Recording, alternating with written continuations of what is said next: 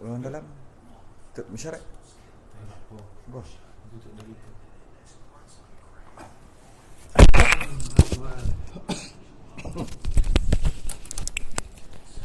Allah ya Allah ya Allah.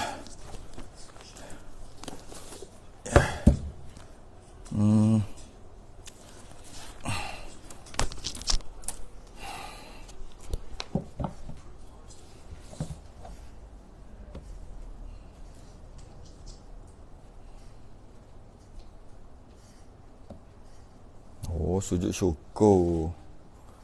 Semesek ni. Orang dulu cakap itu tak? Wah, semesek ni. Semesek ke mesek aja? Ada S tak? Ada. Semesek. Semesek.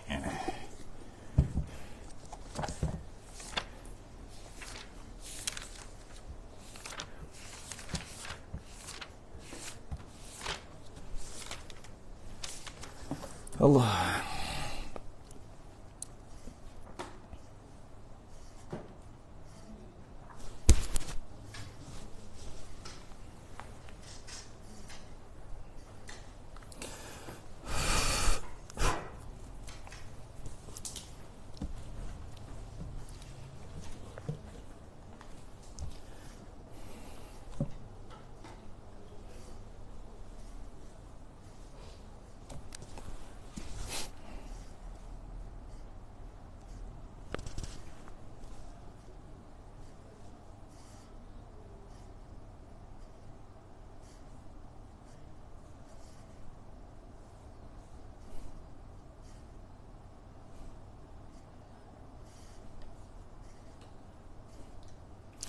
Assalamualaikum warahmatullahi wabarakatuh. Innal hamdalillah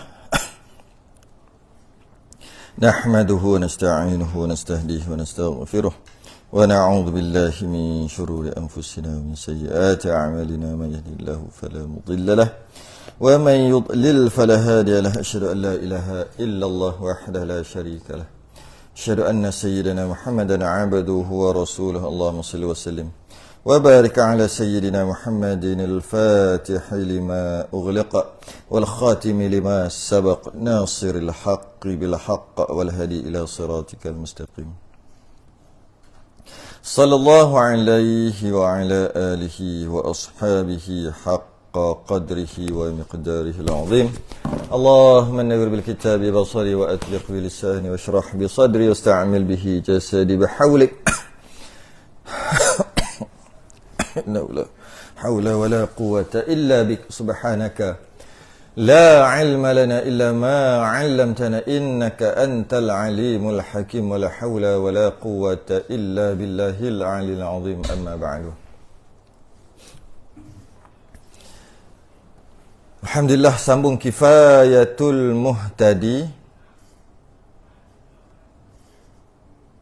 104 bawah sekali.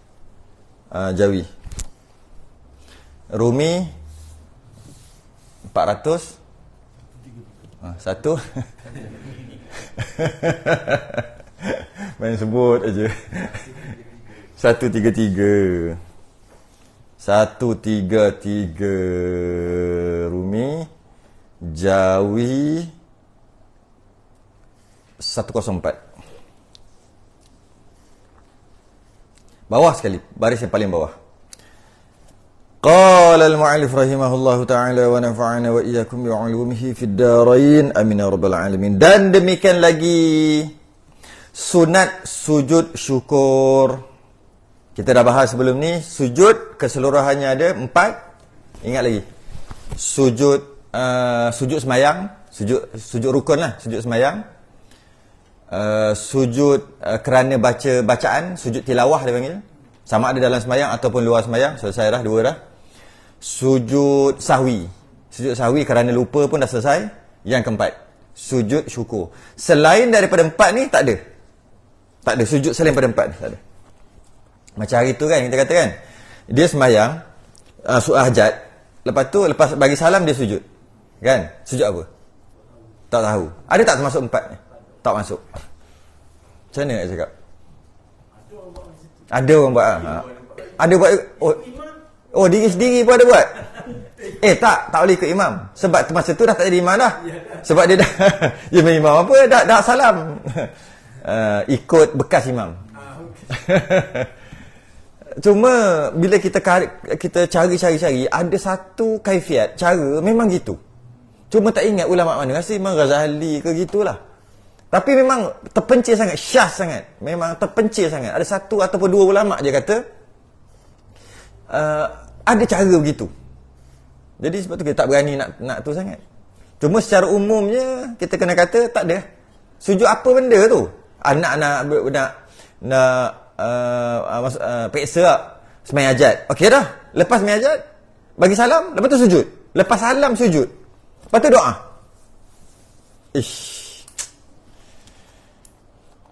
Itulah. Itu ada cari, adalah dalam beberapa tahun lepas cari takut salah kan. Kita sedap je duduk tekan, rupanya ada khilaf ke apa kan. Tak jumpa. Last kali jumpa satu tu lah. Satu kaifiat, satu cara sahaja. Sebab apa? Sujud ni, kalau kita ikut ambil pendapat 4 ni, sujud selain 4 ni berdosa. Sujud selain daripada 4 ni berdosa. Yang bolehnya bukan sujud, rupa sujud. Tu boleh. Masuk rupa sujud, nak ambil barang bawah sofa. Kan selalu kan sapu sampah kan sapu kat bawah sofa. Sekali nak macam sujud. Itu bukan sujud. Rupa sujud itu tak apa. Nak ambil barang, nak apa, tunduk sakit pinggang nak senaman. Oh, sujud dosa. Bukan. Itu rupa sujud tapi bukan sujud. Yang tak boleh selain daripada 4 ni dengan niat sujud haram. Selain daripada 4. Sujud rukun, sujud sembahyang, sujud kerana bacaan, sujud tilawah yang ada 14 tempat tu dalam Quran, sama ada dalam sembahyang atau luar sembahyang, sujud sahwi sebab terlupa sunat arba'ah, lupa kunut tahiyat awal, sujud syukur. Tu saja yang ada. Jadi sebaiknya jangan buat lah. Jangan buat apa sembahyang hajat gitu. Sembahyang hajat tu ya pelik sikit. Dan demikian lagi sujud sunat sujud syukur, sujud yang keempat. Di luar sembahyang. Di luar sembahyang sahaja. Di luar sembahyang sahaja. Dan jika dikerjakan dia di dalam sembahyang dengan sengaja, batal sembahyang. Tak boleh. Sebab itulah yang kita kata surah Sad hari tu, kita bincang 15 tempat, salah satunya surah Sad. Nabi Daud sujud, kan? Tapi dalam Quran tetap juga ada tanda kubah.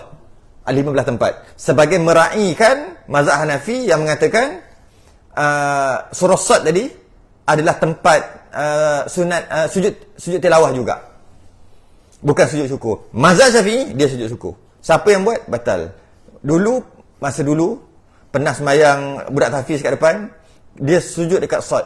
Masa surah Sad dia sujud. Siapa ikut semua batal lah mazhab Syafi'i. Ikut semua batal lah.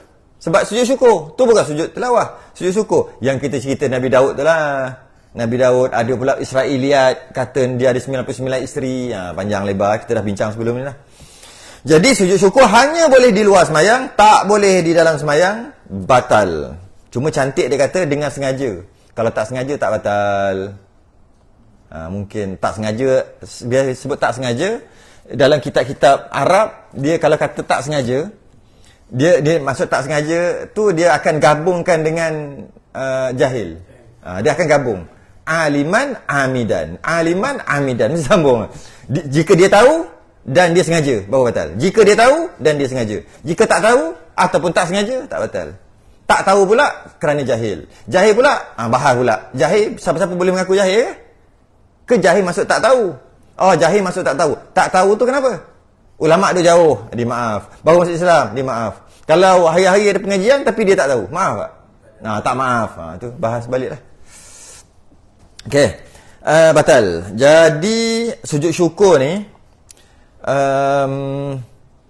bila kita dapat nikmat kan, wa amma baru sebut semalam, hari ni tersebut sekali lagi kot, wa amma bi ni'mati rabbika fahaddith. Selalu baca soalannya, faham ke tak? Wa amma bi ni'mati rabbika fahaddith. Dan adapun wa amma bi ni'matika, dan ada pun nikmat Tuhan kamu, nikmat yang Allah bagi. Dengan nikmat yang kamu dapat tu daripada mana? wa amma bi ni'mati rabbika, daripada Tuhan kamu sendiri yang kamu dapat nikmat, fahaddits. Apa? Maka tu macam surah juga tu. Cuma kadang-kadang surah wajib, kadang-kadang surah sunat. Maka tu dia ada membawa faedah. Dengan istilah faedah tertib. Dia ada faedah membawa faedah sunat, membawa faedah wajib. Fahaddits. Maka hadis, cerita, cakap. Habaq, bagi tahu. Nikmat yang kita terima, fahaddits. Cerita. Ini sebagai mukadimah sujud syukur. Jadi menyebut-nyebut nikmat itu antara suruhan. Sebut nikmat. Apa yang kita dapat nikmat, sebut. Tapi ingatlah, tasawuf kena ada. Sebut dengan belagak. Tengok kaki, tengok orang lah. Yang tak boleh. Kata, wah pandai. Aku memang pandai dulu dapat A gitu gini ni. Tengok orang lah. Itu tak boleh. Tapi maksudnya, dia sebut. Nikmat Tuhan tu sebut. Dengan jaga hati tu. Apa yang Allah bagi nikmat, sebut. Allah bagi iman. Ya, sebut. Alhamdulillah kita orang beriman. Sebut orang beriman. Tahu dah yang mau beriman. Tak payah cakap. Sebut. Menzahirkan. Fahaddits, antara maksud fahaddits tu maksudnya menzahirkan. Zahirkan. Nikmat Islam. Kita kan orang Islam. Apa susah nak sebut lagi? Sebut. Sebut. Sebagai tanda syukur. Dan antaranya adalah doa. Doa kesyukuran. Buat fahaddits. Sebab tu orang Melayu ada, dia panggil kenduri apa? Kesyukuran. Geng yang kata bid'ah tu dia punya pasal. Dia tak faham. Kita kata ada kenduri kesyukuran. Sebab apa? Dapat nikmat. Apa nikmat? Nak syukur apa? Biasa dapat apa? Dapat rumah. Beli rumah. Rumah baru lah, rumah. Dapat buat rumah. Nikmat lah tu. Sama ada nikmat akhirat ataupun nikmat dunia. Fahaddits. Cerita. Jadi antara cerita, fahaddits, zahirkan, antaranya bersyukur. Alhamdulillah, baca doa semua. Antaranya cerita kat orang. Tapi bukan dengan niat untuk berlagak, bukan, cerita kat orang. Antaranya bagi orang makan. Tu zahir tu. Antaranya ajak orang datang rumah sebab rumah baru. Rumah baru siap. Betul dia panggil kenduri kesyukuran. Antaranya dapat menantu. Bawa balik menantu. Tu syukur lah. Ada orang ramai tak kahwin. Dia dapat menantu. Okey. Nampak menantu pula baik. Fahaddits. Cerita. Zahirkan. Antara cara zahir, kenduri, sebut. Antaranya, sembahyang. Tapi sembahyang, bolehlah sembahyang. Tapi yang lebih detail sikit, sujud syukur. Fahaddits. Cerita. Nikmat yang Allah bagi. Macam tu juga nikmat ilmu. Sama juga. Nikmat ilmu. Cerita je. Ngaji ya. Kalau mengaji, kalau kena dia punya motek apa? Motek dia kena. Allah rasa macam kalau sehari tak mengaji, Allah rasa macam tak sempurna hidup. Apa benda ni hari ni? Sebab tak dapat tu benda tu. Tak dapat. Cerita. Ada orang masuk pengajian begini, mengajar. Seronok lah mengaji, belajar. Sebelum ni mengaji tak faham. Sekarang dah faham. Jadi bila dah faham, cerita kat kawan-kawan. Bukan cerita aku sekarang dah pandai, bukan pemu, bodoh jahil. Bukan cakap gitu. Ceritalah. Mengaji jom belajar. Belajar rupanya. Banyak yang kita buat salah, kita dapat betulkan. Masa ni lah sebelum mati kita betul. Cerita, fahaddits. Nikmat fahaddits. Malah dalam bisnes, boleh untuk kita, lebih-lebih lagi, boleh untuk fahaddits. Boleh untuk belagak lah kita kata. Belagak dalam masalah akhirat, ditegah. Istilah saya nak ambil, belagak. Tapi dalam masalah dunia, boleh. Boleh belagak. Apa belagak ni apa? Mentunjuk orang. Belagak. Tapi dalam masa akhirat tak boleh. Kena faham jugalah maksud belagak tu apa. Macam contoh kan, nak pergi jumpa orang, nak bisnes. Pakai cantik-cantik kan. Belagak tu. Pegang briefcase. Belagak lah tu. Pegang. Bawa Mercedes. Padahal Mercedes sewa je. Tak apa. Sebab nak jumpa Datuk.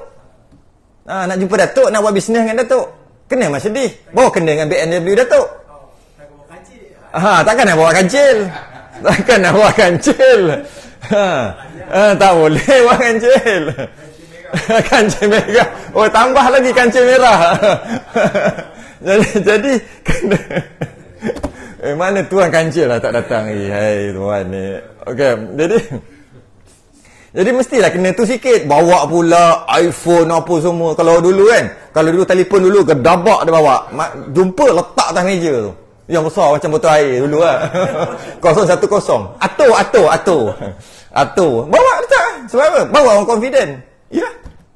Bawa orang confident. Masya Allah. Panjang umur. Baru lepas sebut. Dia sebut. Dia kata kancil merah. Oh, dengar lah.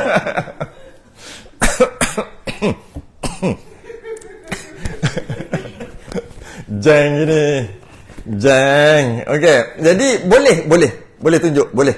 Fahadith, ceritakan, masuk cerita dengan mulut, masuk cerita dengan menunjukkan apa tanda kita syukur. Antara tanda kita syukur adalah kita beli baju mahal dan kita pakai. Antara yang tidak dinamakan bersyukur tapi tak berdosa, ini bukan orang bersyukur. Dia beli simpan. Tapi tak berdosa pun. Beli simpan. Syukur adalah beli pakai. Bila pakai tunjuk kat orang. Fahadith, cerita. Orang bagi mak bapak bagi nama kita, nama baik. Pakai lah. Ni nama saya. Janganlah tak pakai nama tu. Ni nama saya. Fahadith, cerita.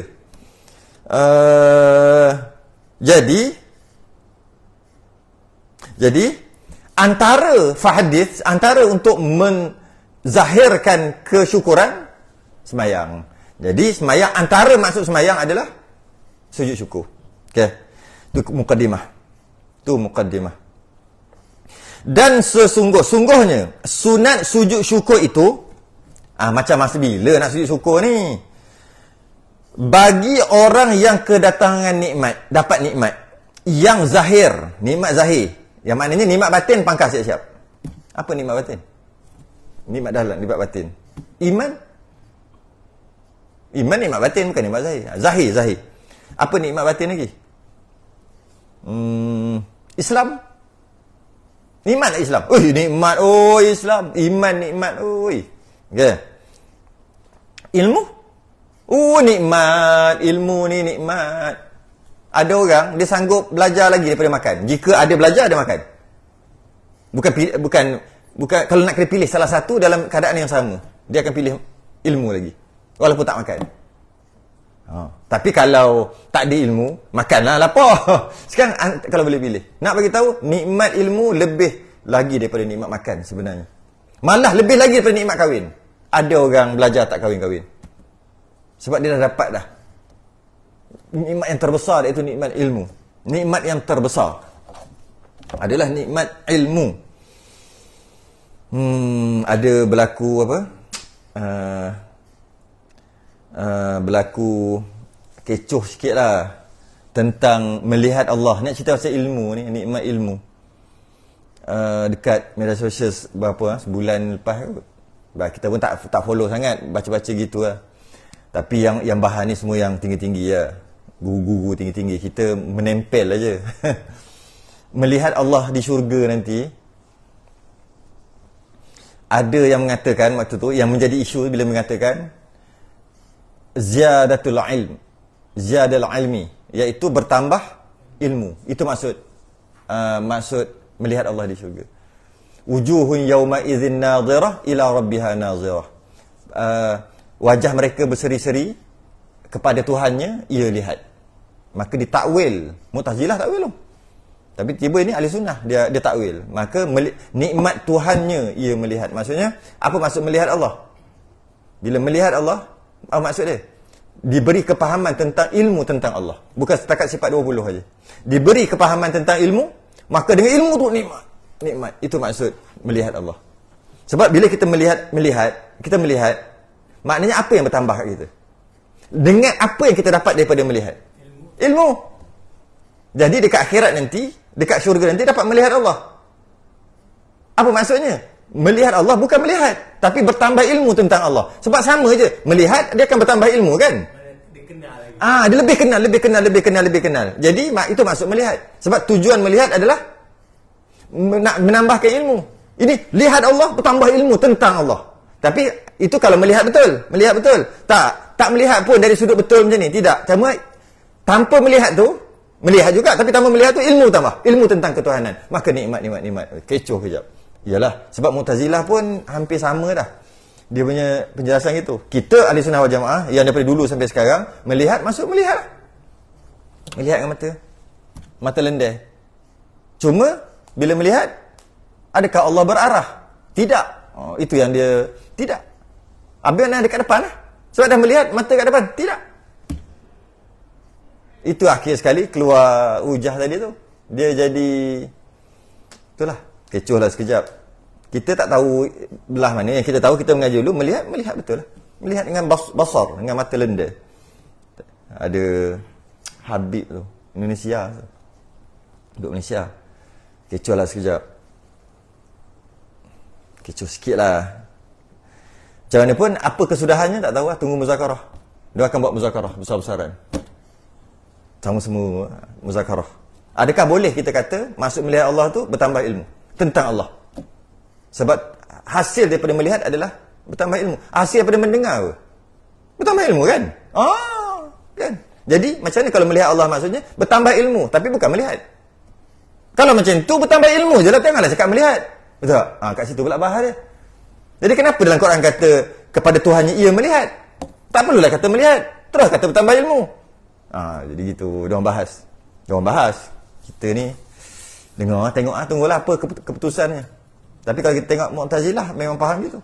Takkan nak tuduh orang Mu'tazilah pula dia mengajar ahli sunnah. Okey. Okey. Jadi dan sungguhnya sujud syukur itu bagi orang kedatangan nikmat, yang zahir saja nikmat. Lagi tiada dizankan, tak diagak. Tak diagak, macam terkejut, macam apa? Spontan. Bukan di cadang-cadang. Ya? Dan jika diharap-harap akan dia dahulunya sekalipun. Walaupun sebelum tu memang dah harap. Memang dah harap.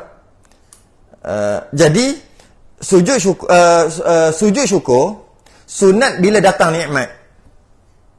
Bila datang nikmat yang zahir,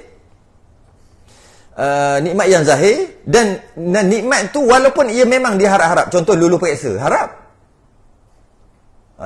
Kalau kata kita dapat tahu dah lulus periksa, dah tahu dah lulus, tapi keputusan tak keluar lagi, kita dah tahu ada orang dalam yang dah tahu, maknanya okey, kemudian selang 2-3 hari, 4 hari, 5 hari pergi ambil, lulus, tak sudut, tak ada. Nampak kat situ? Dia spontan. Memang dia harap. Ada seorang ni dia tak tahu. Dia lulus juga, tapi dia tak tahu. Bila dia ambil sijil, lulus. Masa tu ada sujud. Kawan dia ni, mak dia, ayah dia kerja dalam sekolah, dalam universiti. Dia dah beritahu siap-siap kau lulus, siap beritahu markah lah. Okey, dah lulus, jangan risau, dah lulus. Sepatutnya dia sujud waktu tu juga. Tapi tak keluar lagi. Tapi telah dijangka ni. Lagi tiada dizan. Yang tadi dah zan lah. Dah tahu dah mak ayah dia beritahu. Jadi bila dapat sijil, tak adalah sujudnya syukur.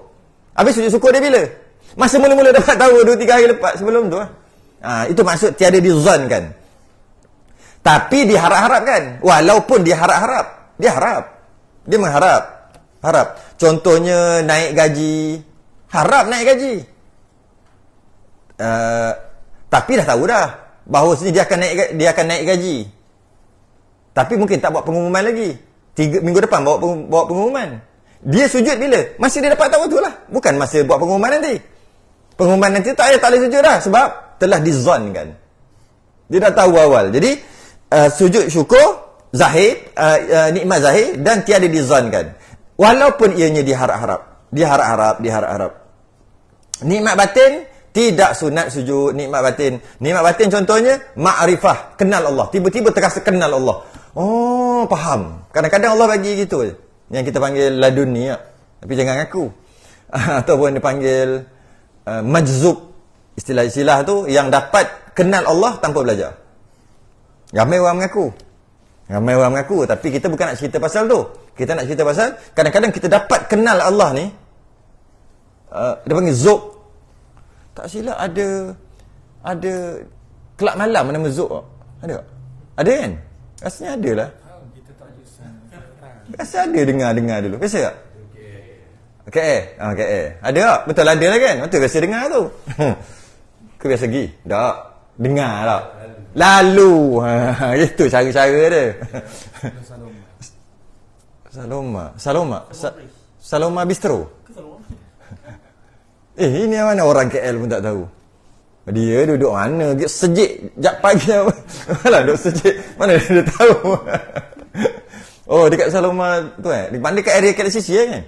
Oh, area situ. Memang perasan lalu tu. Ada tarian gitu. Kadang-kadang malam Jumaat. Kita pergi Astaghfirullahalazim. Biasalah lalu dulu-dulu. Zok tu pandai dia berbual. Memang Zok pun masuk dalam tu kot. Minum kok minum toddy, minum arak dah. Ya.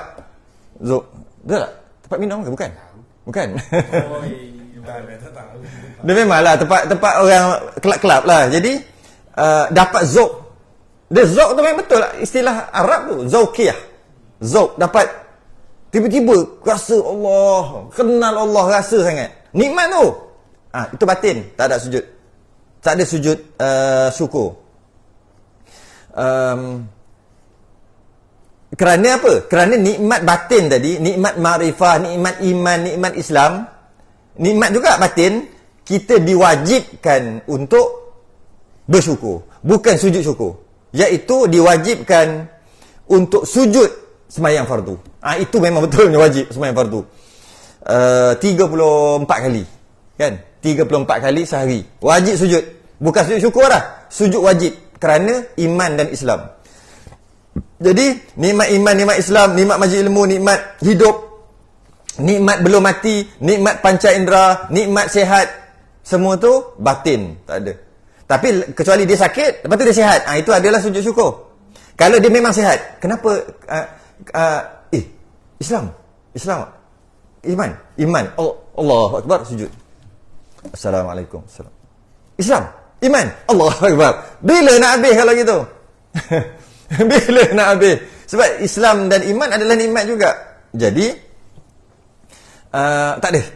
Sebab dia nikmat batin. Yang ni hanya nikmat zahir. Ada orang juga buat benda pelik satu lagi. Lepas sembahyang dia sujud. Yang ni sembahyang apa-apa? Sembahyang fardu. Sebab dia kata sembahyang adalah nikmat. Baru melaksanakan satu ibadah, maka dia nikmat yang besar. Kan? Maka lepas tu sujud lah. Sujud syukur kerana dapat sembahyang. Tak ada juga. Inilah baru bid'ah betul. Ni realnya bid'ah. Tak.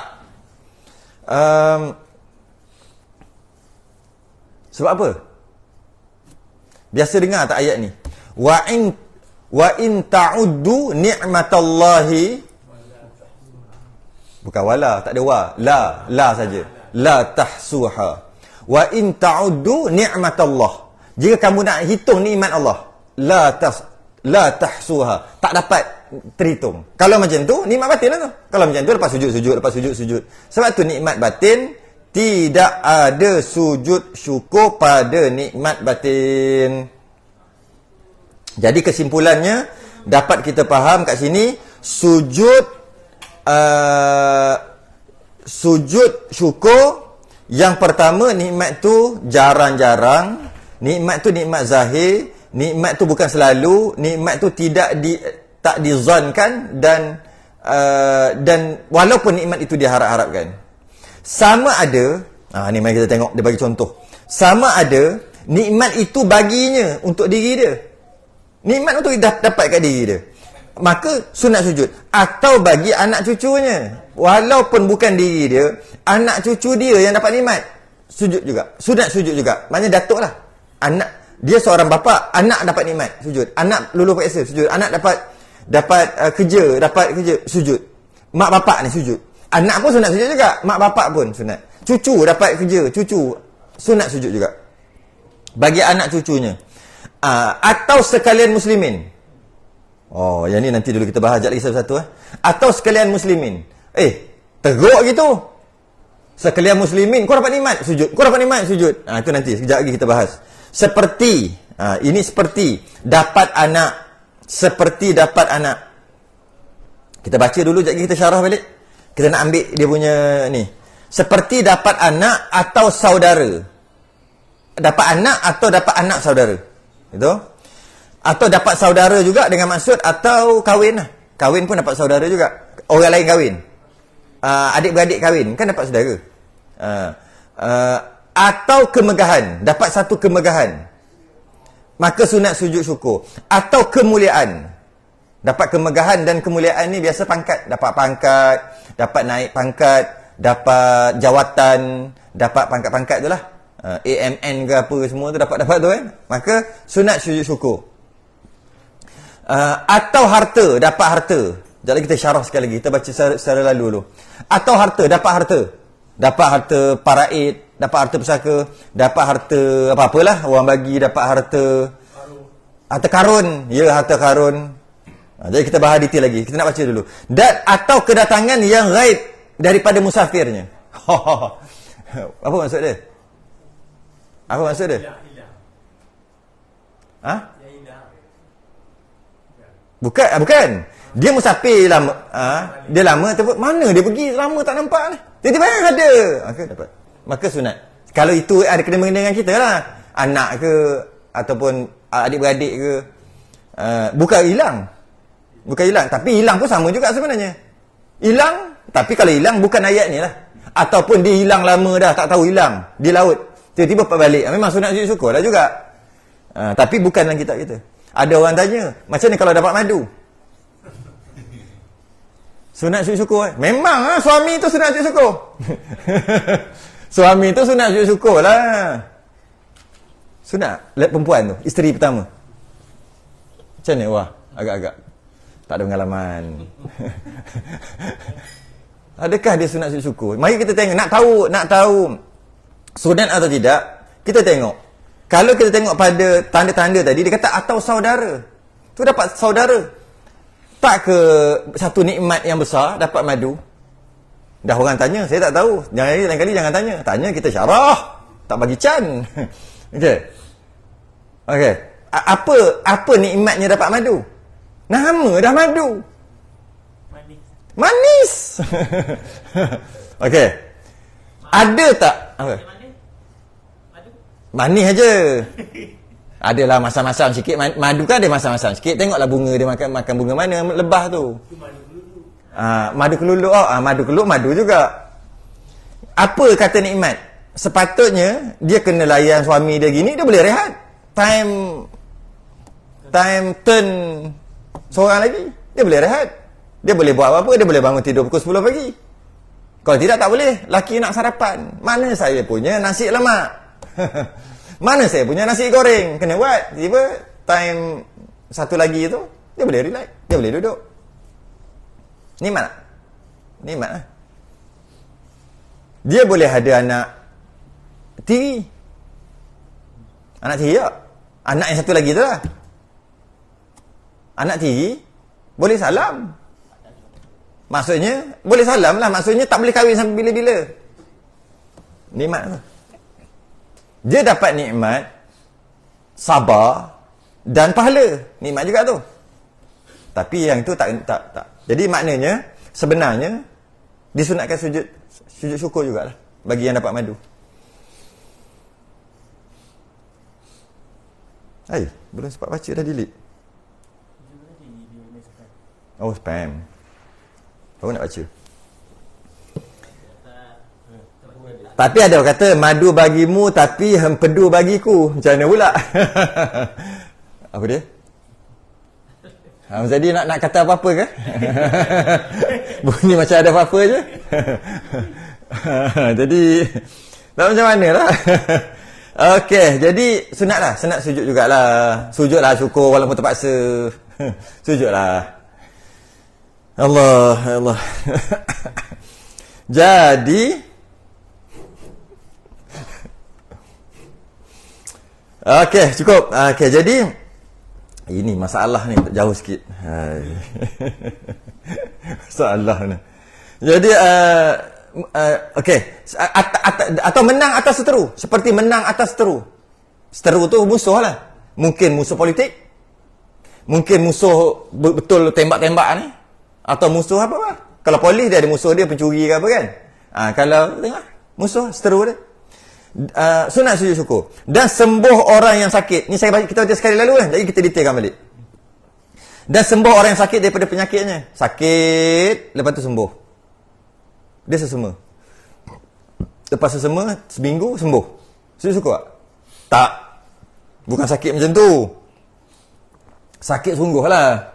Setakat sesama batuk, tak ada. Tak. Dan lainnya, dengan syarat, perkara tu halal. Halal. Perkara yang terjadi itu halal.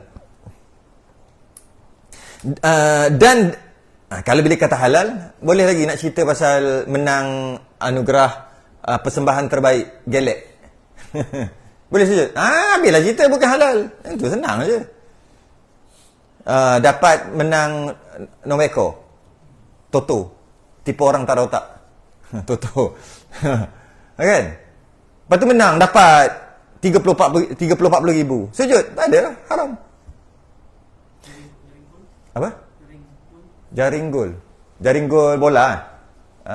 Dia tengok juga tim mana? Manchester ke Arsenal ke, tengok tak? Tak ada. Dapat nikmat. Okey, sekarang ni kita tengok itu dia sukan kan, dia sangat sukan. Pertama, permainan tu halal ke haram dulu? Kat situ dulu. Permainan tu, jangan cerita pasal sujud dulu, cerita pasal permainan tu. Harus kan? Harus. Permainan harus. Kalau bersukan jadi sunat. Sukan sunat. Permainan harus. Main harus. Okey, harus boleh terima. Kalau dia jadikan ianya sukan ataupun apa panggil?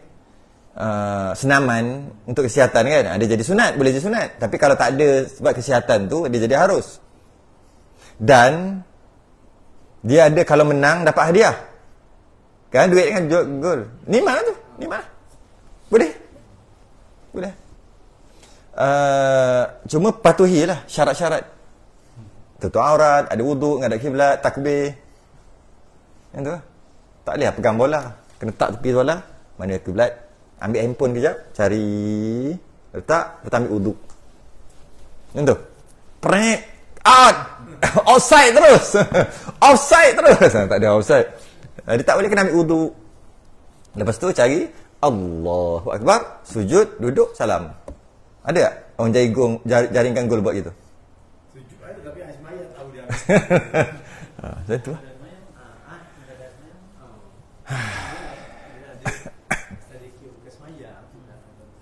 Itulah.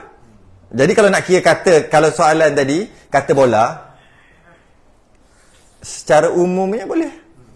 Sebab dia dapat nikmat dapat duit tu, menang lah. 1-0 lah. Apa? Dapat nikmat tu. Dia lah dapat nikmat. Kita macam tu je lah. Nikmat tak dapat. Dapat juga kita nikmat. Nikmat seronok Seronok. Okey lah tu.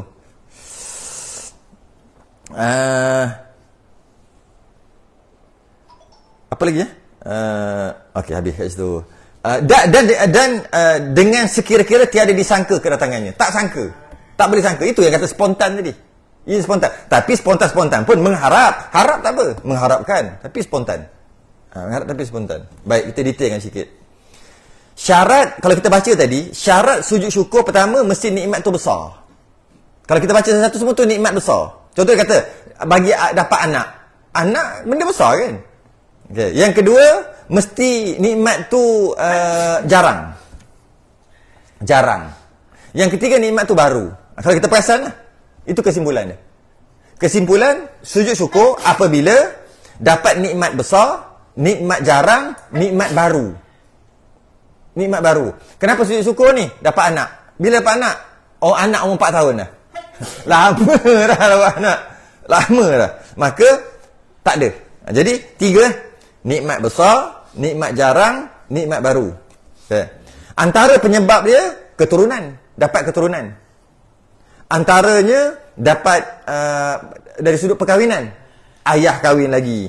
Dapat mak tiri baru. Anak kahwin, dapat menantu. Macam itulah. Dapat anak, dapat cucu, keturunan. Antara lain juga, kalau kita tengok daripada ni, sembuh daripada penyakit yang berkaitan dengan penyakit. Yang mana penyakit tu mestilah penyakit besar, penyakit jarang, penyakit baru. Sama lah. Maksud penyakit tu sembuh pada penyakit. Sembuh pada penyakit baru. Kenapa sujud ni? sebab sakit tadi kan. Sakit tu sakit kepala. Makan Panadol sehari 2 hari hilang. Tak. Dia mesti besar, jarang, baru. Baru. Kalau dah lama pun tak ada juga sujud syukur tu. Dia pening kepala, sembuh, lepas tu sujud syukur. Tak ada. Dia batuk, tak ada. Dia jenis penyakit macam kanser. Macam kanser barah kan. Besar tu? Besar.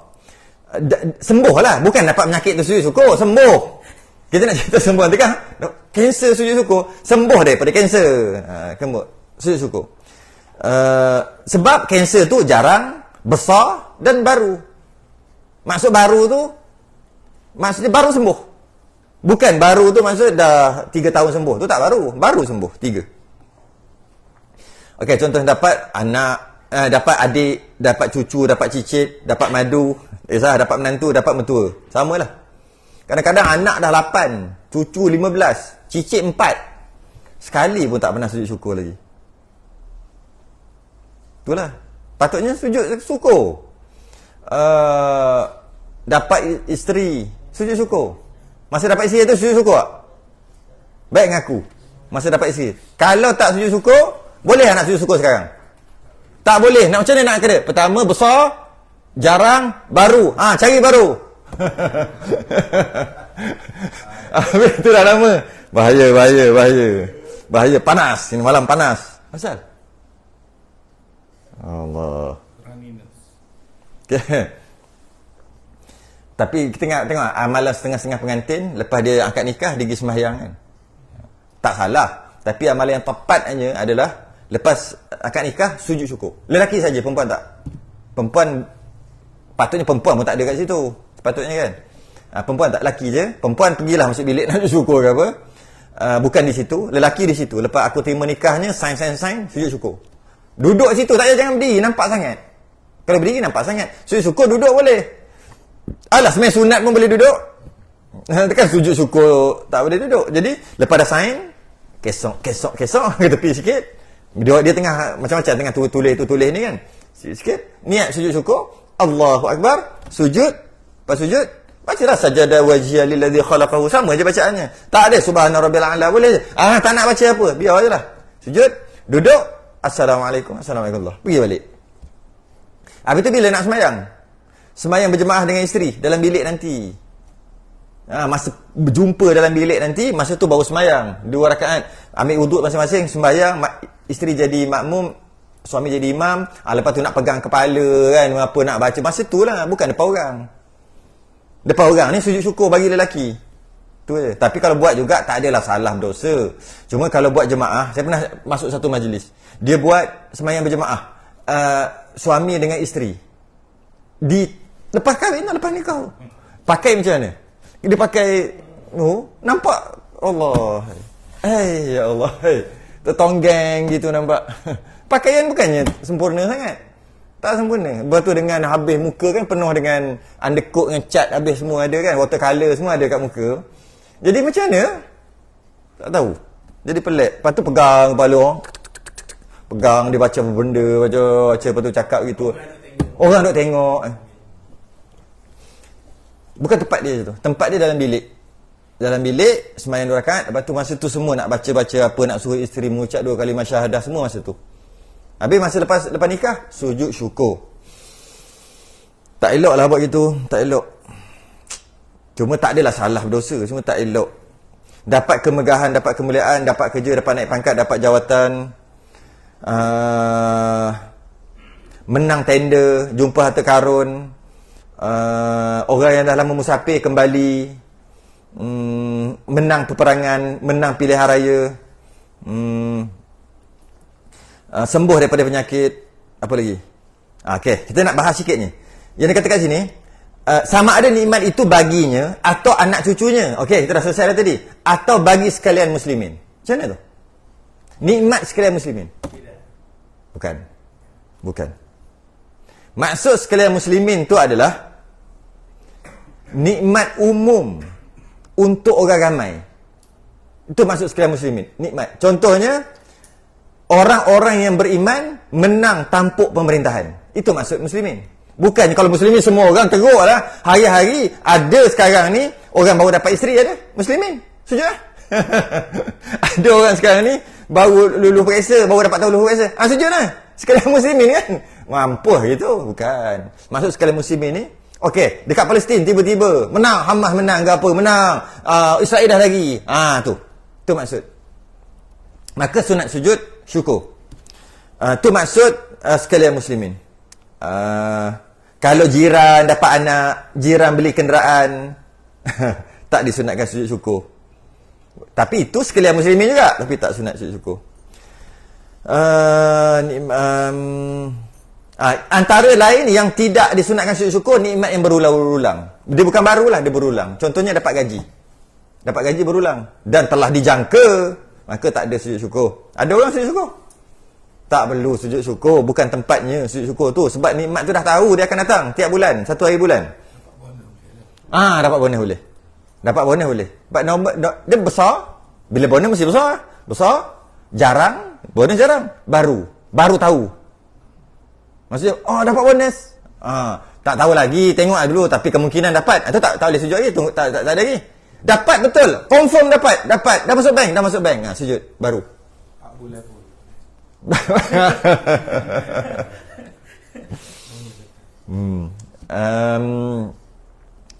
Kalau benda-benda haram, contohnya menang anugerah, tengok anugerah apa pula?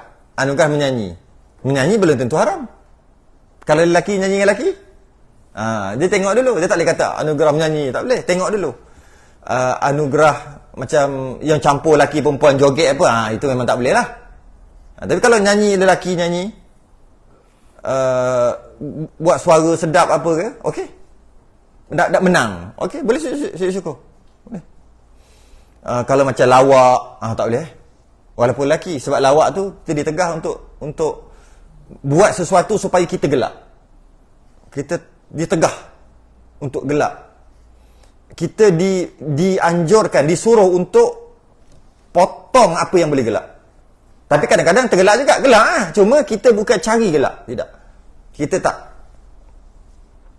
Kita tidak disuruh untuk buat sesuatu supaya orang gelak. Tak logik lah. Dia buat sesuatu, dia sendiri gelak. Itu tak betul. Maksudnya dia buat sesuatu untuk orang gelak. Itu bahaya tu. Tu kerja gitu kalau boleh. Tapi ramai orang suka gelak pula. Lawak. Tu lah. Macam mana? Tu kerja dia. Kerja dia menghiburkan. Menghiburkan. Hibur tu masih lagi berlapik. Bukan hibur. Dia suruh orang gelak. Lawak lah. Dia suruh orang gelak. Dia buat lawak. Suruh orang gelak.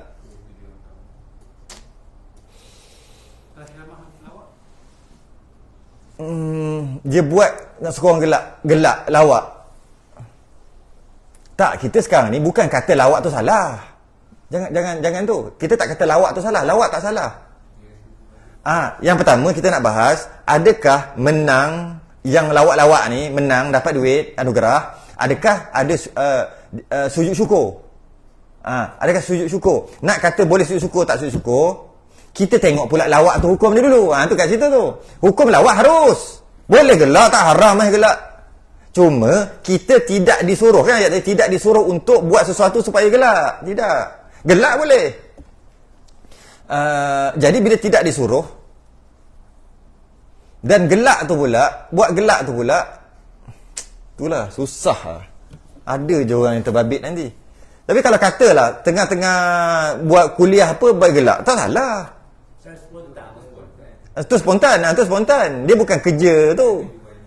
Bukan tujuan. Yang kita nak ni, yang kita kata tak boleh ni, tujuan dia nak suruh. Aku nak bagi kau gelak ni, nak bagi kau gelak. Itulah ceritanya, itulah. Bukan selingan. Bukan selingan. Kadang-kadang penerangan tu nak tergelak lawak, gelak. Tapi bukan suruh orang gelak, bukan. Dia lain, dia beza tu.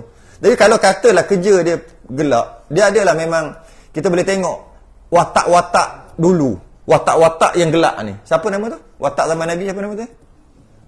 Yang buat lawak tu lah. Abu Nawas bukan zaman Nabi. Nuaiman. Itu atau watak-watak yang jenis buat tu. Kalau zaman-zaman khalifah-khalifah yang bawah ni, tak ingat berapa ratus tahun, Abu Nawas. Watak-watak tu. Sebenarnya watak-watak tu memang ada. Watak-watak tu memang ada. Malah Nabi pun pernah tersenyum, kelakar lah, lawak lah, senyum je lah, senyum. Tapi sekarang ceritanya, adakah ianya disuruh? Kita tak disuruh buat gitu. Dan ianya bukannya haram, tak haram. Dia tak haram. Dia tak boleh kata nak haram. Tapi buat orang gelak, masih lagi tak haram. Tak boleh kata haram. Boleh tak? Dia buat tak haram. Tu lah, susah sikit lah nak kata. Tapi kita tidak, bukan adab seorang Islam supaya banyak gelak. Malah Nabi kata, jika kamu tahu apa aku tahu, kamu takkan gelak. Kamu akan menangis. Tiba-tiba kita gelak. Jadi cuma macam inilah secara umumnya, gelak tadi, apa-apa yang lawak tak boleh kata haram. Satu. Kecuali lawak dia pakai pakaian perempuan, kan? Lawak dia lucah, tu cerita lain. Aridi yang mendatang. Secara umum lawak tak haram. Tidak haram. Kalau dia boleh pergi paling jauh pun makruh. Sebab melarakan orang. Macam dengar lagu. Dia sama macam dengar lagu. Dengar lagu tak boleh kata haram. Kadang-kadang boleh jadi sunat. Dengar lagu. Lagu kan. Kadang boleh jadi. Tapi secara umumnya dengar lagu, dia tak boleh pergi kepada haram. Dia paling-paling pergi makruh. Tapi nak haram boleh. Lucah apa. Itu bab lain. Datang adik seni kata kan. Mengata orang apa. Okey, macam itulah hukumnya lawak tadi. Sama lah. Menyanyi dengan berlawak. Sama hukum. Sama hukum. Bahawasanya dia boleh melarakan orang, tapi tak boleh nak kata haram. Paling jauh boleh pergi makruh. Malah mungkin boleh pergi harus. Mana tak makruh. Gitu lah. Jadi bila dia menang anugerah tu, dapat tu lah, susah lah nak cakap. Susah mau cakap lah. Jadi secara umumnya menang-menang anugerah-anugerah yang lara-lara ni tak sunat sujud syukur lah. Itulah dia kata. Sunat. Walaupun dia tidak berdosa. Atau ada tertolak merbahaya. Sujud syukur juga bukan masalah nikmat je. Masalah tertolak merbahaya. Merbahaya ke berbahaya? Cikgu BM mana cikgu BM? Merbahaya ke berbahaya? Sebab imbuhan tak ada. Ada? Imbuhan selain pada merbahaya apa? Apa? Mana ada satu merbahaya? Apa? Itu bukan imbuhan. Itu memang dia punya. Mana ada? Imbuhan ada. Rasanya belajar tu tak ada. Ada.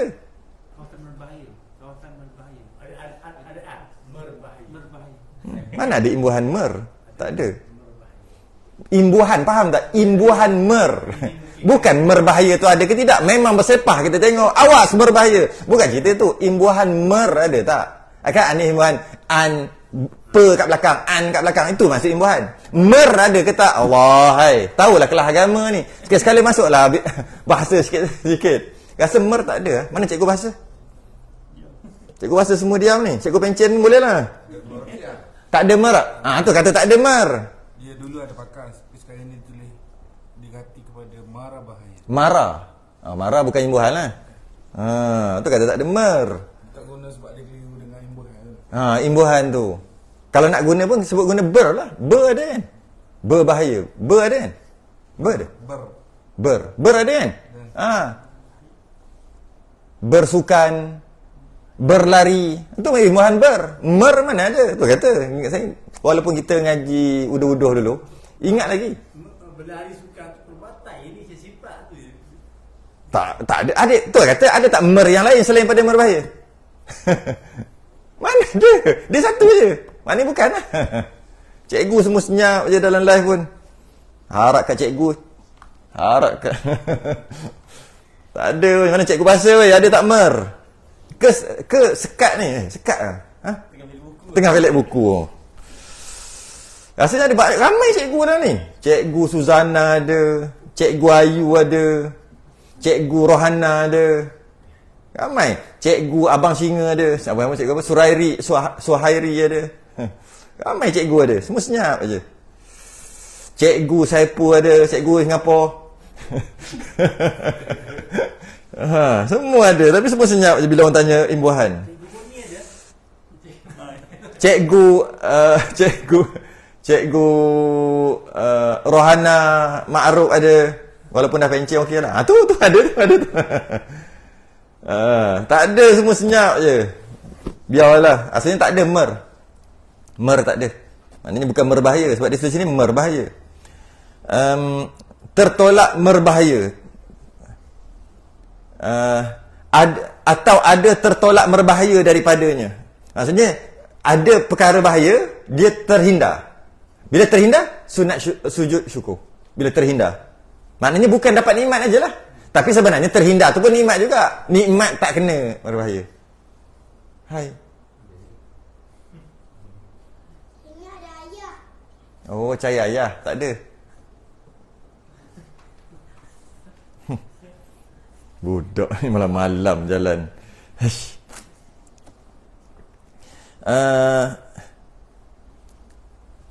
Daripada atau sejahtera ia daripada merbahaya. Samalah juga. Tertolak daripada merbahaya, sejahtera daripada merbahaya, samalah. Mungkin kalau tertolak tu, kalau aksiden tu, dia bawa, lepas tu tiba dia rasa nak slow sikit, dia slow ke tepi, lepas tu dia laju balik. Masa dia laju, tengok-tengok orang yang kereta kat depan dia potong tadi, ada kereta potong, kereta tu aksiden. Kalau dia tak slow sikit, dia lah aksiden tu. Dia panggil tertolak merbahaya. Kalau sejahtera daripada merbahaya, macam ni pula, dah aksiden, total loss kereta, tapi dia selamat. Tu lebih kurang macam tu lah. Okay.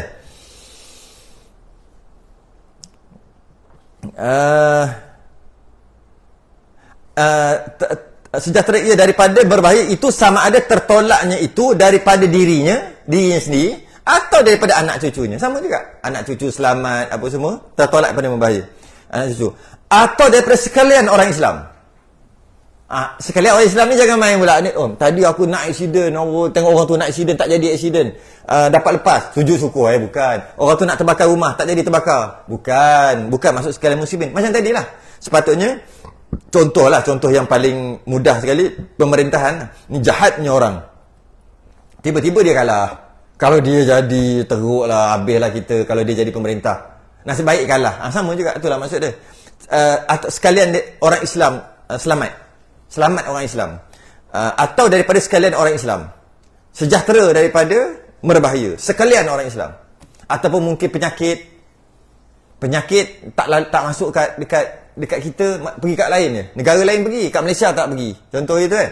Penyakit tu dia penyakit berjangkit, samalah, terhindar daripada merbahaya. Sunat sujud seperti selamat daripada karam. Itu memanglah. Karam tu kita panggil aksiden lah. Karam dulu naik kapal, karam terselamat semua. Maka sunat sujud syukur. Ataupun bukan selamat daripada karam tu kita, anak cucu kita, ataupun orang lain. Kalau sekarang karam susah nak faham, kapal terbang tiba-tiba hilang dari radar. Kecoh hujau. Lepas tu dapat terputus-putus. Oh, bahaya. Enjin rosak. Tiba-tiba selamat. Siapa tu? Umat Islam. Apa pun umat Islam daripada Malaysia. Oh, selamat. Bila selamat, sunat sujud syukur. Sunat. Bukan dia memang sunat sebab dia kejadian. Kita pun sunat. Tu maksud sekalian muslimin lah. Atau terbakar. Rumah terbakar, rumah lain terbakar, rumah dia tak terbakar. Bomba datang. Sunat sujud syukur. Atau barang sebagainya, apa-apa lah. Banjir, apa sebagainya. Boleh kita faham lah tu. Tertolak daripada merbahaya. Dia panggil tolak, kalau kita doa, dia panggil doa tolak bala. Dan orang Melayu ni, atau Nusantara ni, dia ada satu adat dia terbalikkan tapak tangan, dia kias daripada doa Nabi minta hujan. Minta hujan tu bala tu, masa tak hujan tak turun. Bala tu, jadi nak minta. Nabi angkat tangan sehingga terbalik tangan. Macam ni. Macam kan? Ya Allah, turunkan hujan tu, ya, sampai macam ni. Jadi maknanya tangan duduk atas. Masa minta hujan tu, sebab kemarau sangat. Dia panggil khutbah ketika istisqa, minta hujan. Masa Nabi sembahyang, puasa 3 hari, lepas tu pakak-pakak keluar sembahyang, Nabi minta doa sampai gini. Angkat macam ni. Dia lagi tinggi, lagi besar permintaan. Kalau orang dulu-dulu kan, dia suka sampai sini. Gini. Pula bala lagi bukan. Tak, yang tu kias daripada situ lah. Sini angkat. Lagi. Macam ni, lagi. Sampai sini. Ya Allah, ini kan atas kan? Maknanya belakang atas kan? Tapak bawah. Jadi kita ni kias kan, orang Nusantara kias. Taklah macam ni. Nampak kan? Macam ni. Dan ianya munasabah macam tolak lah. Munasabah tolak apa? Bukan kubala aja daripada awal. Allahumma bihaqqil Fatihah wa bisirril Fatihah wa bi barakatil Fatihah wa bi nur ali suratil Fatihah ya farijal hammi wa ya kashifal ghammi ya man li 'abdi yaghfir wa yarham wa ya dafi'al bala ya Allah. Tu balik. Wa ya dafi'al bala ya Rahman wa ya dafi'al bala ya Rahim idfa'anna kulla bala'in. Tu wa ghammin wa zil wa fitnatin. Tambahlah semua. Yang tu. Jadi tu balik. Dia cuma ambil daripada mana tu? Ambil daripada tu, asalnya begini. Nabi minta. Maka Nabi telah minta sehingga belakang tangannya menghadap ke langit. Ini ya. Kita nampak melampau kan kita. Okey. Kalau nak kata mana asal usul, itulah asal usul dia. Asal usul yang terbalik tangan.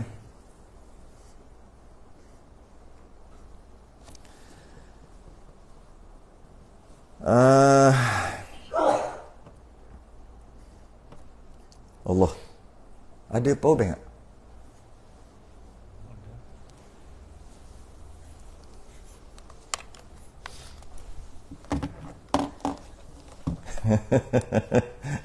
Allah mujur. Kalau tidak, wallahu a'lam ni.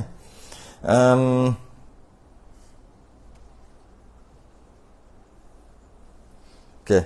Tertolak berbahaya. Kita panggil doa tolak bala. Apa lagi ya? Tolak bala. Itu je lah. Okey. Atau orang yang melihat orang kena bala. Dia tak kena bala. Dia tengok orang yang kena bala. Dengan penyakit pada akal atau pada badan. Penyakit akal lah. Jadi gila ke apa ke. Ataupun pada badan. Penyakit badan. Patah tangan, tercabut kaki apa semua. Jika selamat dirinya daripada penyakit tu, dia tak kena penyakit tu. Dia tengok orang kena potong kaki kecil manis, buat makan kecil manis, dia tak kena kecil manis, tapi dia suka makan manis. Sunat sujud syukur. Itu kalau ataupun asal semua tengok Pak Allah. Dia minum manis pun steady, kerja hospital dulu tu. Orang kerja hospital memang tak kena penyakit, confirm. Kau kat tengok buat Allah. Apa salah? Apa sudah jadi ni? Jadi apa? Sujud syukur. Ataupun penyakit dia jadi gila. Tak betul. Dia okey, orang lain yang jadi gila. Maka sunat sujud syukur sebab dia tak kena penyakit gila tu. Macam tu lah. Atau apa-apa penyakit lah. Penyakit pada badan, kerana syukur akan nikmat Allah Ta'ala dengan melepaskan dirinya daripada penyakit tu. Sebab dia tak kena. Sepatutnya dia mungkin kena juga. Tak ada beza pun dia dengan orang yang kena tu. Sama je kalau nak kena dua-dua. Tiba-tiba dia tak kena. Syukurlah. Syukur. Tapi kalau memang dia takkan kena, dia memang confirm takkan kena, tak ada sujud syukur. Contoh, perempuan tu, kawan dia ke, siapa-siapa ke, perempuan tu kena kanser pangkar rahim. Dia laki, sujud syukur. Dia confirm tak kena. Tak ada lah. Ini maksudnya dua-dua boleh kena kalau nak kena. Dari sudut cara hidup dia semua memang boleh kena. Cuma dia tak kena, kawan dia kena. Maka sunat sujud syukur yang tak kena ni. Gitu lepas tu baru ada. Kalau tidak, takkanlah asal orang sakit je sujud syukur. Bukan. Tetapi ada syarat. Janganlah dinyatakan sujud itu dia di hadapan orang yang kena sakit tu. Potong kaki. Kesian ni. Macam mana? Astaghfirullahaladzim. Sabar ya. Sekejap. Allahu Akbar. Sujud. Afsad sujud syukur aku tak kena. Terasalah hati dia. Layalah jauh sikit. Janganlah dinyatakan sujud itu di hadapan orang yang kena penyakit. Kalau dalam bab kena penyakit, samalah yang kena bala-bala yang lain. Rumah dia terbakar. Rumah kita tak terbakar. Bomba datang padam. Kita pun alhamdulillah bomba datang. Sujud. Jangan depan dia lagi masuk rumah lu. Pergi lu jauh-jauh. Jangan depan dia, di rumah terbakar. naik kereta, anak 3-4 orang ada seorang meninggal. 3 orang lagi tak meninggal. 3 orang tu yang tak meninggal tu anak kita. Dia pergi hospital, tak meninggal, alhamdulillah. Jangan sujud situ. Ni anak dia meninggal. Jagalah hati dia. Tu maksud dia. Okey.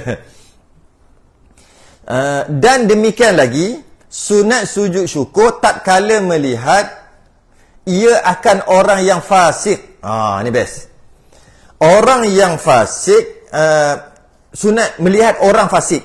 Fasik ni dia buat dosa besar. Malah dia buat tu dengan terbuka. Terbuka dia buat. Yang menyata ia akan fasiknya. Menyata tu maksud secara terbuka dia buat fasik. Dia menzahirkan kefasikannya. Sebab ada orang buat dosa, sorok-sorok. Orang macam ni kita tahu pun kita kena sorok juga. Sebab dia sorok dosa dia. Kita tahu, kita pun kena sorok. Kita tak boleh sebar. Sebab dia sorok. Tapi orang yang buat dosa secara terbuka, kita boleh cerita. Dah dia buat terbuka. Kita boleh cerita. Okey? Itu dah sudut cerita kat orang.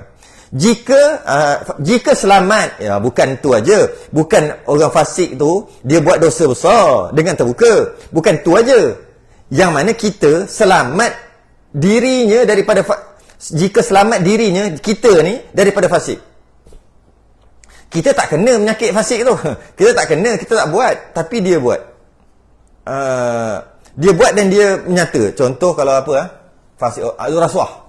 Secara terbuka. Kita pun mempunyai jawatan yang sama, boleh terima rasuah sama dengan dia, malah kita dapat offer pun. Kita pun nak fikir-fikir, best juga ni. Macam tu nak fikir, tapi iman kuat lagi, tapi masih lagi terfikir.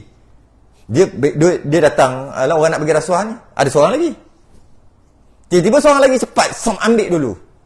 Dan dia buat pula secara terbuka. Okey, aku ambil dulu. Aku dapat dulu rasuah ni. Kita dok mikir-mikir ni. Maka kita terlepas. Sedangkan kita mempunyai kemampuan yang sama. Kalau kita tak mempunyai kemampuan sama, tak apa. Kita office boy je. Kita kerja photostat je. Bos besar buat rasuah. Lepas tu kita, nasib baik aku tak rasuah. Memang mu nak rasuah apa? Rasuah photostat tu je lah. Tak boleh, tak ada. Itu tak ada sujud syukur. Tak ada sujud syukur situ. Yang mempunyai kemampuan yang sama.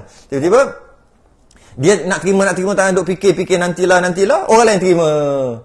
Lebih orang terima, hilanglah perasaan tu. Kalau kata menyesal tak menyesal pun habis dah perasaan tu. Lega lah aku tak buat, dia yang buat. Sunat sujud syukur. Okey. Sama ada orang yang fasik itu muslim atau kafir. Tak kisahlah orang yang fasik itu muslim atau kafir. Bukan semestinya muslim, mungkin kafir. Yang mempunyai kemampuan yang sama untuk buat dosa besar tadi. Berzina ke? Perempuan ni datang dah. Marilah bang, marilah. Kita kata, okey juga ni. Tak ada orang nampak. Okey ni, okey kot. Tapi okey kot. Tiba ada seorang lagi kat orang kafir pula. Dia pergi kat orang kafir tu. Orang kafir alright on, pergi hotel. Dia mula-mula macam Allah, okey macam tu kan, okey kan. Tapi dalam masa yang sama, lega aku tak berzina. Sujud syukur. Tu dia mempunyai kemampuan yang sama. Tapi yang lain apa beza dia? Dan sunat dinyatakan sujud itu baginya. Maksudnya sujud depan-depan dia. Orang kafir dia tak peduli. Kalau orang Islam sujud depan-depan. Nampak beza tadi? Tadi rumah terbakar, anak meninggal apa semua, sedangkan kita terlepas, tak boleh sujud depan-depan dia, jaga hati. Yang ini sujud depan-depan tu. Sujud depan-depan dia. Tarik kiblat, ambil wuduk apa, Allahu Akbar, sujud apa? Sujud syukur. Aku tak buat maksiat, engkau yang buat. Sebab apa boleh sujud depan-depan? Supaya insaf ia akan dirinya. Supaya dia insaf sikit dia tu. Dan taubat ia dari maksiatnya. Mudah-mudahan, sujud syukur, kurang hajar, bengang dia taubat. Orang yang buat maksiat tadi. Itu pun, ada syarat lagi. Jika tiada takut daripada menyatakan sujud itu akan kebinasaan dirinya. Sujud dia, you are fired, boh dia. Kena pecat. Itu senyap-senyap lah. Tak payah sujud depan-depan, sujud belakang. Kalau tak ada mendatang kebinasaan, engkau sujud kurang ajar, bawa keluar pistol, mati. Terus jangan sujud depan-depan dia lah. Ada qaid, ada. Okey. Dan segala rukun sujud syukur ini seperti segala rukun sujud tilawah yang kami nyatakan dia. Yang sebelum ni dah kata, kami. Siapa kami? Penulis dua orang. Setengah orang kan nak sebut dia kan, kami kan. Kita nak pergi budak-budak perempuan kan. Kita nak pergi kedai. Kita apa seorang? Kita dua orang kan. ke atas. Ni kami ke maksud apa? Siapakah kami? Pengarang dengan pensyarah lah. Syekh Daud dengan Syekh Muhammad Nur. Itulah kami. Berdua kan, kan kita ni kan ada berdua, dua pengarang. Satu Syekh Daud Fatani yang tepi tu, yang dalam kurungan tu. Itu Syekh Daud. Kan ada yang Rumi kan ada dalam kurungan tu. Tu Syekh Daud yang buat. Cuba tengok dalam kurungan tu. Buka. Bukan yang tu. Bukan. Dalam. Buka. Isi. Buka lagi. Buka kat tangan tu. Tengah-tengah tu lah. Isi tu. Cuba tengok yang dalam kurungan itu. Yang dalam kurungan tu itu Syekh Daud Al-Fatani. Yang itulah yang kita baca ni lah. Yang kita nak baca ni lah. Yang dalam kurungan tu Syekh Daud Al-Fatani. Yang luar tu Syekh Muhammad Nur Al-Fatani. Cicit saudara dia. Lupa buat cerita pasal ni, bagus juga. Saya ada satu projek yang akan dimulakan nanti, insya-Allah bulan 1 kot, ataupun ujung bulan 12. Projek mensyarahkan kitab Fatwa Al-Fataniyah. Itu yang terbaru. Baru jumpa, baru dapat. Yang dikarang oleh Syekh Ahmad. Ni semua dia punya adik-beradik ni. Syekh Ahmad Al-Fatani yang karang kitab Badrut Tamam. Dia yang karang kitab Faridatul Faraid. Dia kitab apa tu? Yang ada haji umrah tu. Kitab apa? Bahru Sofi wa Nahru apa tu? Lupa dah. Bahru Sofi ya? Tak, Paulo belajar. Bahru Sofi wa Nahru apa? Bahru Sofi lah, Bahru Sofi. Syekh Ahmad juga dia ada karang satu kitab soal jawab macam Qaulul Tam tu. Tapi Qaulul Tam bab semayang kan. Ni bab semua 108 soal jawab. Tapi panjang kan soal jawab dia. Namanya Fatwa Al-Fataniyah. Memang rare lah kitab ni. Bila dia karang, zaman dia lah dia karang, Syekh Ahmad karang. Kemudian tapi dalam bentuk manuskrip dia tak cetak. Kalau cetak pun dah juga cetak tu. Kemudian tok saya dekat Tanah Merah dulu 1970-an, dia kumpul balik manuskrip apa semua tu, dia kumpul. Tok Guru Nik Daud kumpul, dan dia ada yang Arab, dia Jawi, dia Melayukan, dia buat sehingga dia meninggal. Akhir sekali baru jumpa balik lah. Ada 108. Kita mula tahun depan. Boleh? Tahun depan 108. Bab akidah awal-awal, fiqh tengah, last bab tasawuf. Menarik soal jawab dia. Menarik. Fatwa Al-Fataniyah. Nak jadi macam yang Syekh Daud tu apa kitab tu? Apa? Jawab tu tak rekod. Apa? Furuk Masail. Furuk Masail siap. Itu Syekh Daud. Ini dia bawah sikit. Dia nak sama. Sebab apa? Dia ni ada orang tanya dia. Apabila orang mengatakan Allah ada, Tuhan ada tak? Tak tahu Tuhan ada ke tak? Adakah kafir ia? Adakah Allah kidam? Tak tahulah Allah ni kidam ke tak? Adakah kafir ia? Dia jawab panjang. Best. Yang menarik. InsyaAllah harap-harap berjaya. Projek terbaru.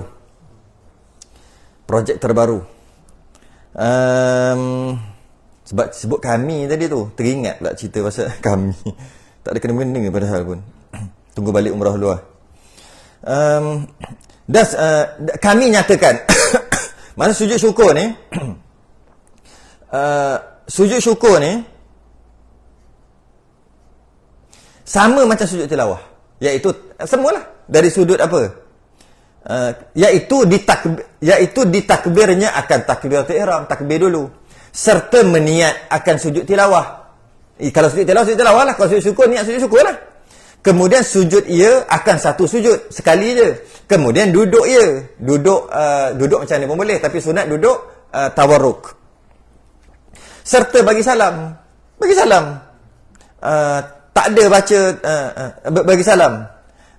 Dan pada syukur, pada sujud syukur, bahawa takbir ia samalah macam tadi. Dan niat sujud syukur beserta dengan takbir. Dengan takbiratul ihram kemudian ia sujud satu sujud, samalah macam ni. Kemudian duduk tawarruk dan ia memberi salam sebiji, sama aje. Beza niat aje. Dengan sujud tilawah dengan sujud syukur sama aje. Dengan ketiadaan tasyahud, tak payah baca at-tahiyah, dan ketiadaan mengangkat dua tangan melainkan pada takbiratul ihram juga. Tak ada angkat tangannya. Allahu akbar, sujud tak ada angkat tangan. Allahu akbar ada, masa nak sujud tak ada. Ya? Sujud, duduk, salam. Allahu akbar saja. Nawaitu sujuda syukri lillahi ta'ala. Tu kalau bahasa Arab. Saja aku sujud syukur kerana Allah Ta'ala. Allahu akbar. Mulut ada Allahu akbar, tapi angkat tangan tak ada. Allahu akbar, sujud. Sajada wajhil ladzi boleh. Subhana rabbiyal a'la boleh. Tak baca apa pun boleh. Okey? Lepas tu Allahu akbar, tak ada angkat tangan, tak ada apa, letak macam tayat akhir tu. Assalamualaikum warahmatullahi wabarakatuh. Assalamualaikum. Macam tu lah sujud syukur, macam tu lah sujud tilawah, sama je. Jadi ada niat, kalau kesimpulannya niat ada 6. Niat, takbiratul ihram, sujud, mana berdiri? Niat, takbiratul ihram, sujud, duduk tahiyat, duduk tawarruk, salam, tertib. Ada 6. Tertib jangan lupa. Nanti kan sujud dulu baru bangun. Oh, tak boleh tertib kan? Oh, kena tambah tertib. Tertib. Nanti kan salam dulu. Lepas tu baru takbir. Sebab tu tertib penting. Ada 6. Soalannya, mana berdiri? Mana berdiri? Berdiri tak ada sebab berdiri sunat. Tak wajib. Tak adalah berdiri. Berdiri sunat. Lepas tu tak ada berdiri. Ada satu kitab lagi. Kitab apa? Mana Dobit? Bughayatul Tulab. Dalam kitab Bughayatul Tulab, tak ada berdiri dan tak ada duduk. Duduk pun tak ada. Bughayatul Tulab. Boleh cek? Tiada berdiri, tiada duduk. Tak, dalam rukun tu tak termasuk berdiri. Okeylah, tak termasuk berdiri, samalah ni. Duduk pun tak termasuk. Sebab yang namanya sujud bukan duduk. Jadi maknanya macam mana? Salam dalam sujud. Tak ada duduk. Bukan Tulab. Jadi kalau kata kalau dalam kitab kita dia merukunkanlah duduk tu. Dia merukunkan duduk tu. Sedangkan yang kita nak sujud. Jadi takbir, sujud, dah sujud. Tapi sujud syukur menepati macam sembahyang. Dari sudut syarat dan rukun. Aqwalun wa af'alun muftatahatun bitakbir, sebab takbir. Perbuatan atau perkataan dimulai dengan takbir. Wa muhtatamatun bitaslim, disudahi dengan salam. Bisyarat itu maksusah dengan syarat. Sebab tu kena ada wuduk, menghadap kiblat, tutup aurat, semua macam sembahyang walaupun dia sujud syukur. Jadi duduk mana dia kena mengena? Berdiri mana dia kena mengena? Dia sujud kan? Cuma nak salam macam mana ketika sujud? Itu yang kata dalam kitab kita ada duduk. Dalam kitab Bughayatul Tulab tak ada. Jadi boleh kita kata angkat kepala tu belum duduk lagi, Assalamualaikum warahmatullahi wabarakatuh, sah juga. Janji sujud. Bila sujud habis? Bila selesai sujud angkat kepala. Bukan duduk. Bila angkat kepala sikit je. Assalamualaikum warahmatullahi wabarakatuh. Assalamualaikum warahmatullahi wabarakatuh. Selesai. Duduk tak wajib. Itu Bughayatul Tulab. Tapi kita ni wajib. Tapi kalau kita tengok dalam sulam, baca sulam. Ada sulam kat tepi tu. Lama tak baca sulam, duk main kifayah, campur-campur. Baca sulam. Tahu sulam tu apa? Baca kitab yang asal, takut ada yang tak tahu. Baca sulam, bukan syarah, matan. Baca sulam tu maksud baca yang dalam kurungan aja. Itu kitab asal. Cuba baca kitab asal. Ada tak duduk? Bagi orang yang kedatangan ada. Ditakbir lah, mula ditakbir lah. Ditakbirnya meniat sujud tilawah. Lagi? Sujud tilawah. Dan niat sujud. Baca kat mana? Baca tengah? Baca dalam kurungan. Baca kurungan apa? Itu Rumi Jawi. Jawi baca tepi Luar. Kita orang Jawi baca luar. Ni geng-geng Rumi, Ar-Rumi ni baca dalam lah. Kita baca tepi tu. Baca atas dulu. Semua. Bacalah agak-agak mana-mana pun. Bagi orang yang kedatangan nikmat atau sejahtera daripada berbahaya atau melihat orang yang kena bala, Okey, slow. Ditakbir. ditakbirnya niat. Okey, ditakbirnya niat. Macam tu lah baca gitulah. Okey, lagi. Ditakbirnya niat lagi. Sujud tilawah. Sujud tu untuk sujud tilawah. Ni yang sujud syukur. Dan niat sujud syukur. okey, niat sujud syukur. Kemudian ia sujud satu. Sujud sekali lah, satu. Okey. Kemudian ia memberi salam. Mana duduk? Tu kata tak ada duduk. Tu kata tu. Mana matan tak ada. Syarah, tu nama syarah. Syarah dia mensyarahkan matan. Cuma adakah wajib atau tidak? Tak wajib duduk. Cuma dalam dalam kifayah dia letak sebagai rukun. Kita kata je lah. Tapi kalau banyak kitab-kitab lain, tak ada duduk. Bukan kita tak boleh duduk. Bukan. Memang duduk nak bagi salam. Cuma duduk tu bukan rukun. Habis tu nak bagi salam macam mana? Sempurna je sujud, bagi salam. Boleh tak? Bila sempurna sujud? Bukan ketika sujud. Ketika angkat. Kita sujud tak sempurna lagi, sedang sujud. Angkat kepala sikit je. Assalamualaikum. Tonggeng gitu. Assalamualaikum warahmatullahi wabarakatuh. Apa hal kau buat ni? Duduklah. Nak bagi tahu hukum. Dalam sebagai kebanyakan kitab. Cek sabilan. Ni pakar sabilan, cek sabilan. Cek ada ke tak ada duduk. Matla'il Badrain pun tak ada. Jadi tak ada. Jadi maknanya kalau tadi ada 5 ya, tolak duduk. Ada 5 tolak duduk. Jadi niat takbiratul ihram, sujud, salam, tertib. Duduk tak? Cuma bukan tak boleh duduk. Habis berdiri tak ada, bukan tak boleh berdiri, memang sunat berdiri. Jadi kalau tambah sunat dan wajib tambah sekali semua, berdiri, niat, takbiratul ihram, sujud, duduk, salam, tertib. 7. Kalau campur sunat dengan rukun. Tapi kalau rukun 5 sahaja. Habis. Selesai. Fasal baru, fasal menyatakan sembahyang sunat. Allah masuk sembahyang sunat.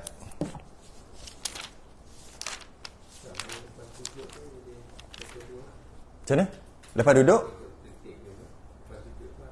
Lepas sujud, tak habis lagi sujud, salam dulu. Angkat kepala, salam. Lepas tu habis. Dia last sekali salam. Salam rukun. Macam duduk. Lepas tu last sekali duduk lah, ambon. Nak buat betul-betul sampai tertonggeng macam tu. Mu ni kenapa? Macam tu lah. Duduk jugalah. Tapi kalau dari segi kata duduk, rukun tak? Kena kata tak rukun lah. Kalau kata rukun, salah lah. Alah, cakap aje lah. Tak boleh. Kena dia panggil jangan melakukan jenayah ilmu. Yang betul kita kata betul, yang rukun kata rukun. Allah benda baik. Tak boleh. Jenayah ilmu dia panggil. Jenayah ilmu. Wallahu alam. Menyatakan sembahyang sunat, bermula sembahyang sunat itu 2 bahagi, 1 bahagi daripadanya sunat yang tiada dituntut berjemaah. 105. Wallahu a'lam. Tangguh dulu tasbih kafarah.